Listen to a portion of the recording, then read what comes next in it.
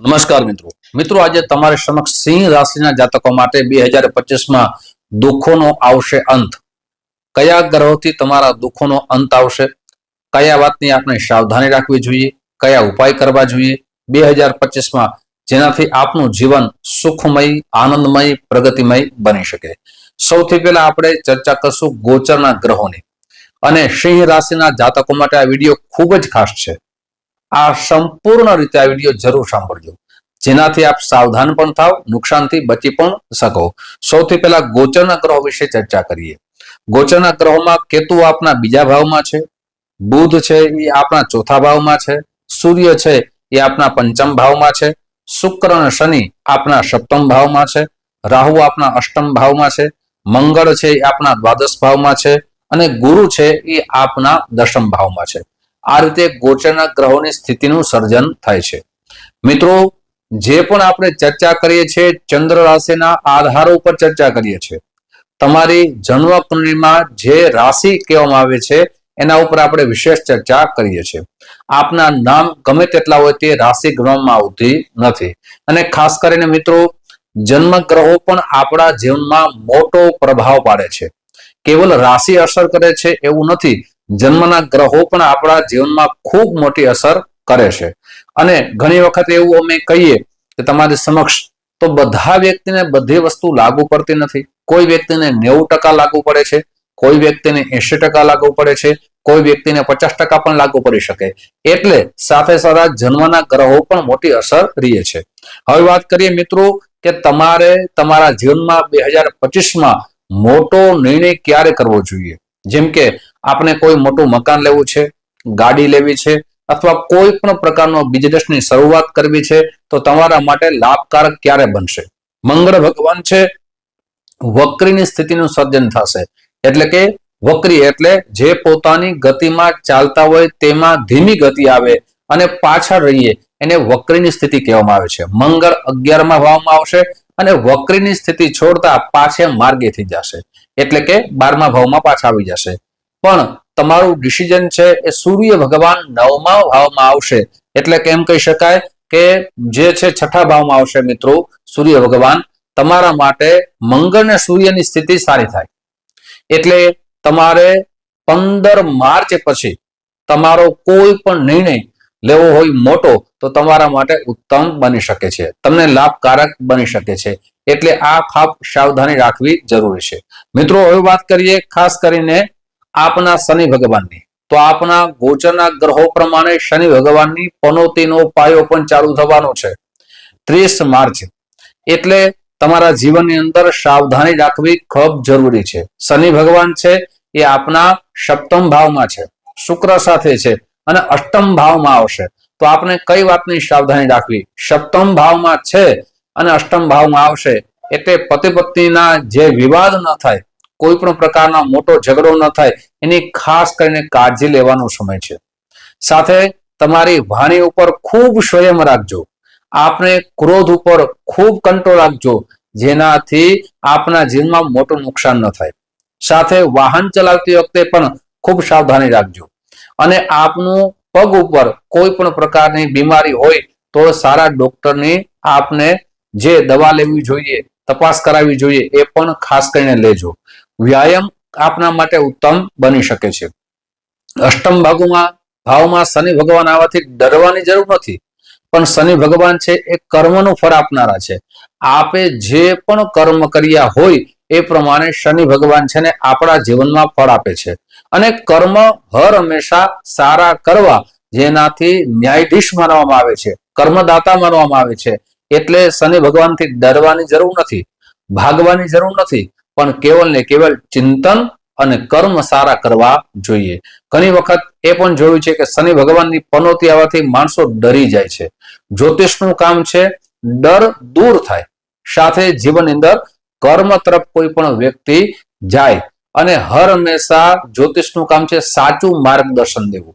ઘણા બધા વ્યક્તિઓના અમને કોલ આવે, જન્મકુંડળી હજી બતાવી જ ના હોય, જન્મકુંડળી જોઈ જ ના હોય, તે પેલા જ કહે અમને ગેરંટીથી કામ કરશો. શાસ્ત્ર ઉપર શ્રદ્ધા રાખવી જોઈએ. જે વ્યક્તિ પોતાના શાસ્ત્ર ઉપર શ્રદ્ધા રાખે છે ને એ પ્રમાણેના જીવનમાં ફળની પ્રાપ્તિ થાય છે. ઘણી વખત એવું પણ બને છે, એવું પણ જોયું છે કે ગેરંટીના કાર્ડની અંદર માણસો ગેરંટી થઈ જશે આવા ભાવથી, આવી વાણીથી માણસ ફસાઈ જાય છે. એટલે સારા જ્યોતિષની સલાહ લેવી જોઈએ, આપણું કર્મ વધારવું જોઈએ, સત્કર્મ કરવું જોઈએ, જેનાથી જીવનની સાચી રાહ મળી શકે છે. શનિ ભગવાન પણ આવું સારા કર્મ પ્રમાણે એનું ફળ આપે છે. એટલે શનિથી ડરવાની કોઈ જરૂર નથી, ચિંતા કરવાની કોઈ જરૂર નથી. એક વાત ખૂબ જ યાદ રાખવી જોઈએ. સાથે મિત્રો, જન્મકુંડળી છે એ આપણા જીવનનો રિપોર્ટ છે. કયા સમયે સાવધાન થવું જોઈએ, કયા સમયે આ માર્ગ છે. મિત્રો, કોઈ પણ વ્યક્તિ બિઝનેસ કરવો હોય અને સારા જ્યોતિષ આચાર્યની સલાહ લે તો એ બિઝનેસમાં એને લાભ મળી શકે છે. કુંડળી મેળાપક કરે તો સાચા જે સાથીદાર મળવા જોઈએ એને સાચા સાથીદારની સલાહ મળે છે, જેનાથી એનું જીવન ઉત્તમ બની શકે છે. જ્યોતિષને સમજવું ખૂબ જરૂરી છે. જ્યોતિષ કોઈ વ્યક્તિ કેવલ ને કેવલ હું કરું છું આવી ભાવનાથી જ્યોતિષ કરે છે, પોતાને ભગવાન માને છે, અથવા હું જ મારા દ્વારા થાય છે આવી અહમતા આવે છે, ત્યાં ભગવાન પણ એનો સાથ આપતો નથી. ભગવાનની કૃપા તો નથી. અમારી માથે ભગવાનની કૃપા છે અને અમે તમને સાચો રસ્તો બતાવવાનો પ્રયાસ કરીએ છીએ. અમે કોઈ ભગવાન નથી. જે અમારો અનુભવ હોય છે, અમારું અધ્યયન હોય છે, અમારી વિદ્યાઓ હોય છે, એ પ્રમાણે અમે તમને સલાહ દઈએ છીએ અને સાચી સલાહ દેવાનો પ્રયાસ કરીએ છીએ. કર્મ તો તમારે જ કરવા જોઈએ મિત્રો. એટલે ખાસ કરીને દરેક વિડીયોમાં હું કહું છું કે જન્મકુંડળી પ્રમાણે શનિનો પ્રભાવ હોય, રાહુનો પ્રભાવ હોય અથવા કોઈ પણ ગ્રહનો પ્રભાવ હોય, એનાથી ડરવાની જરૂર નથી. કેવલ ને કેવલ સારા કર્મો કરવા જોઈએ. મિત્રો, હવે વાત કરીએ ખાસ કરીને તમારા જીવનમાં કયા ગ્રહનો લાભ મળશે, કયા ગ્રહ તમારી માથે કૃપા કરશે, એ ખાસ જાણવાની જરૂર છે. પણ તે પહેલા એક નમ્ર પ્રાર્થના છે. મારા નવા મિત્રો આ વિડીયો જોઈ રહ્યા છો, મિત્રો આ વિડીયો તમને ગમે તો જરૂર ને જરૂર તમારા મિત્રોમાં ખૂબ શેર કરજો, લાઈક કરજો.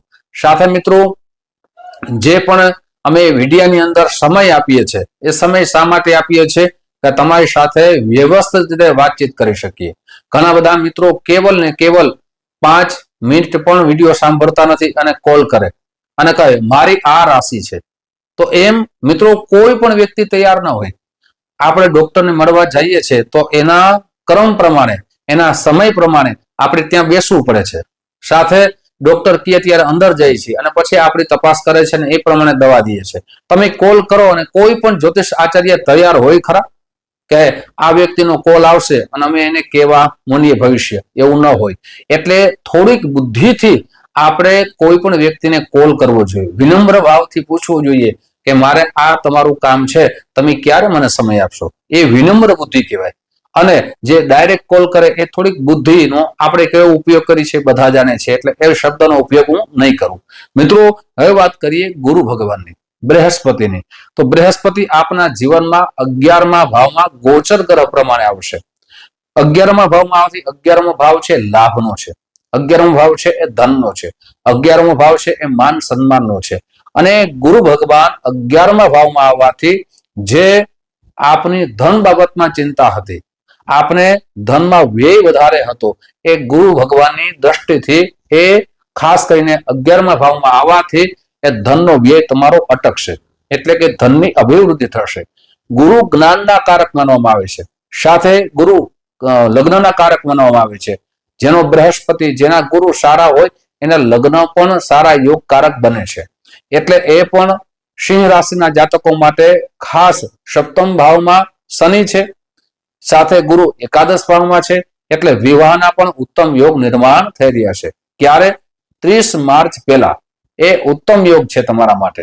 સાથે મિત્રો, ગુરુ ભગવાન છે તમારું માન સન્માનનો વધારો કરશે. પણ મિત્રો, ખાસ કરીને તમારી પાસે પૈસા પણ આવશે, ધન પણ આવશે. એને સારી રીતે સાચવવા જોઈએ, સારી જગ્યાએ લગાડવા જોઈએ, જેનાથી આવનારી વિપત્તિ તમારા માટે દૂર થઈ શકે છે. સાથે ગુરુ ભગવાનની દ્રષ્ટિ પંચમમાં પડે છે. સંતાન સુખને પણ યોગ નિર્માણ થઈ રહ્યા છે. સાથે ગુરુ ભગવાન છે એ 5મ ભાવમાં દ્રષ્ટિ કરી રહ્યા છે. તો તમારા માટે, વિદ્યાર્થી બંધુઓ માટે ખૂબ સારો સમય છે. આપનો સારો સમયનો સદુપયોગ કરશો તો આપના માટે ઉત્તમ બની જશે. આ સુવર્ણ સમય છે. આવો સમય પાછો ન મળે એટલે એ સમયને સાચવવો અને સારી રીતે સદુપયોગ કરવો. વિદ્યાર્થી બંધુ માટે ખાસ કરીને એપ્રિલ માસ પહેલા કોઈ પણ નિર્ણય કરશો કે મારે આ સ્કૂલમાં જવું છે, મારે આ કોલેજમાં જવું છે, મારે વિદેશ ભણવા માટે જવું છે, તો તમારા માટે સારો સમય છે. સિંહ રાશિના જાતકો માટે આવનારો સમય એટલે દુઃખોનો અંત ગુરુ ભગવાનની કૃપાથી મળશે. જેમ શનિની પનોતી ક્યારેક કષ્ટકારક બને છે, પણ જન્મ કુંડળીમાં શનિ જોવો પણ ખૂબ જરૂરી છે. શનિ જો ઉચ્ચ રાશિમાં હોય, સ્વરાશિમાં હોય, પાક ગ્રહની દ્રષ્ટિ ન હોય તો શનિ પણ ભગવાન સારું ફળ આપના જીવનમાં આપી શકે છે. એટલે શનિથી ડરવાની જરૂર નથી, પણ ગુરુ ભગવાનની કૃપા અવશ્ય થશે. ગુરુ ભગવાન મિથુન રાશિમાં આવશે, તમારા માટે ઉત્તમ સમય આવી રહ્યો છે. મિત્રો હવે ખાસ કરીને રાહુ જોઈએ તો રાહુ છે એ આપના 7મા ભાવમાં આવશે, એટલે કે અષ્ટમ ભાવમાં છે. ભાગીદારી કરતી વખતે સાવધાન થઈ જવું જોઈએ. આપને ભાગીદારીમાં લોસ ન જાય એની સાવધાની રાખજો. સાથે પતિ પત્નીના ઝઘડા વધી ન જાય એની સાવધાની રાખજો. આપ જે પણ બિઝનેસ કરો છો એ બિઝનેસની અંદર મહેનત કરશો, આળસ નહીં કરો અને સંગત દોસ્તથી દૂર રહેશો તો રાહુ ભગવાન આપના જીવનમાં સારા ફળની પ્રાપ્તિ કરાવશે. સાથે કેતુ છે એ પણ રાશિ પરિવર્તન કરવાના છે. જ્યારે રાહુ કરે ત્યારે કેતુ પણ કરે છે, એટલે કેતુ પ્રથમ ભાવમાં આવશે.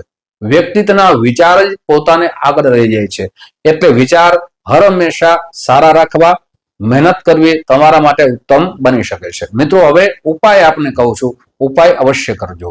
સૌથી પહેલા તો પ્રતિ દિવસ શનિ ભગવાનના બીજ મંત્રના જેટલા જપ થાય અવશ્ય કરજો. ઓમ પ્રામ પ્રીમ પ્રોમ શઃ શનિશ્ચરાય નમઃ આ મંત્રના જેટલા જપ થાય એટલા કરજો. સાથે આપની જન્મ કુંડળી બતાવી સૂર્યનો રત્ન માણેક પંચાંગ કર્મ કરીને ધારણ અવશ્ય કરજો. સાથે પ્રતિ દિવસ સૂર્ય ભગવાનને જલ ચડાવજો. શનિવારના દિવસે હનુમાન ચાલીસાના અને શનિ ચાલીસાના જેટલા પાઠ થાય અવશ્ય કરજો.